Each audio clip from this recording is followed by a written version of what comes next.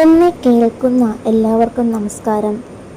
20 days 20 സ്റ്റോറീസിൻ്റെ 4ാം ദിനത്തിലേക്ക് എല്ലാവർക്കും സ്വാഗതം.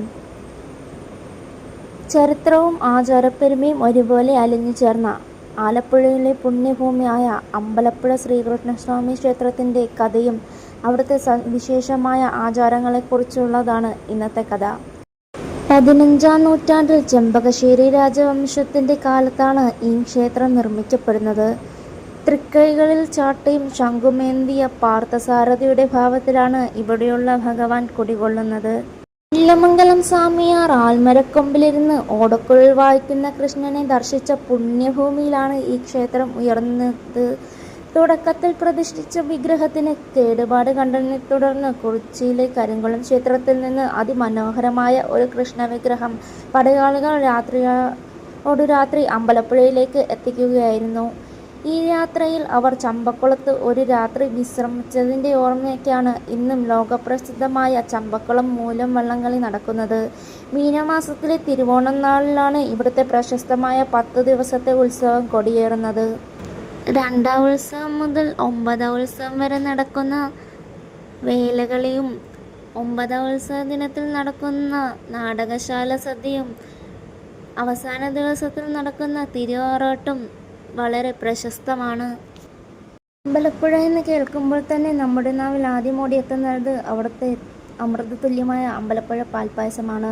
ഭഗവാൻ കൃഷ്ണൻ ഒരു സന്യാസിയുടെ വേഷത്തിൽ വന്ന് രാജാവുമായി ചൂത് കളിച്ച് ജയിച്ചതിൻ്റെ കടം വീട്ടാനായി ഭക്തർക്ക് ദിവസവും നൽകുന്നതാണ് ഈ പാൽപ്പായസം എന്നാണ് വിശ്വാസം. ഈ പാൽപ്പായസം തയ്യാറാക്കുന്നതിന് പിന്നിൽ വളരെ സവിശേഷമായ ഒരു ആചാരമുണ്ട്.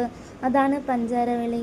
ക്ഷേത്രത്തിടപ്പള്ളിയിൽ നിന്ന് വലിയ ഉരുളിയിൽ പാലും അരിയും വറ്റിച്ച് പാകം ചെയ്ത് ഒടുവിൽ അതിലേക്ക് പഞ്ചസാര ഇടുന്ന പ്രത്യേക നിമിഷമുണ്ട്. ആ സമയം തിടപ്പള്ളിക്ക് മുന്നിൽ നിന്ന് വാസുദേവാ എന്ന് ഉച്ചത്തിൽ നീട്ടി വിളിക്കും. ഈ പഞ്ചാരവിളി കേൾക്കുന്നത് തന്നെ വലിയ പുണ്യമായാണ് ഭക്തർ കരുതുന്നത്. ഉച്ചപൂജയ്ക്കാണ് ഈ നിവേദ്യം ഭഗവാന് സമർപ്പിക്കുന്നത്. പാൽപ്പായസം നിവേദിക്കുന്ന സമയത്ത് ഗുരുവായൂരപ്പൻ അമ്പലപ്പുഴയിലേക്ക് വരുന്നു. ഇതുകൊണ്ടാണ് ഗുരുവായൂരിൽ നട നേരത്തെ അടയ്ക്കുന്നത്.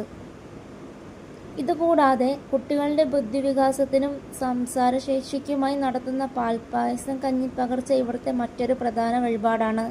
കുഞ്ഞുങ്ങൾക്ക് ആദ്യമായി ചോറൂണ് കൊടുക്കുന്നതിനും ഈ ക്ഷേത്രം ഏറെ പ്രശസ്തമാണ്. തൃക്കവണ്ണ തുളസിമാല സമർപ്പണം, ത്രിമധുരം എന്നിവയും ഭക്തർ ഭക്തിപൂർവ്വം നടത്തുന്ന മറ്റ് പ്രധാന വഴിപാടുകളാണ്. കലയും സംസ്കാരവും ഭക്തിയും ഒത്തുചേർന്ന പുണ്യഭൂമിയാണ് അമ്പലപ്പുഴ. കുഞ്ചൻ നമ്പ്യാർ തുള്ളൽ പ്രസ്ഥാനത്തിന് തുടക്കം കുറിച്ചതും ഈ ഭഗവാന്റെ സന്നിധിയിൽ വെച്ചാണ്. പള്ളിയുണർത്ത് മുതൽ അത്താഴപൂജ വരെയുള്ള ഓരോ ചടങ്ങുകളും ഭക്തരിൽ ഭക്തിയുടെ നിറവ് നിറയ്ക്കുന്നു. ഭക്തിയോടെ പ്രാർത്ഥിക്കുന്നവർക്ക് സർവ്വ ഐശ്വര്യങ്ങളും നൽകി അനുഗ്രഹിക്കുന്ന അമ്പലപ്പുഴ കൃഷ്ണൻ്റെ വിശേഷങ്ങൾ നിങ്ങൾക്ക് ഇഷ്ടമായെന്ന് കരുതുന്നു. നിങ്ങളുടെ അഭിപ്രായങ്ങൾ കമൻറ്റ് ചെയ്യുമല്ലോ. 20 ഡേയ്സ് 20 സ്റ്റോറീസ് ചലഞ്ചിൻ്റെ 5ാം ദിനമായ നാളെ മറ്റൊരു കഥയുമായി നമുക്ക് വീണ്ടും കാണാം.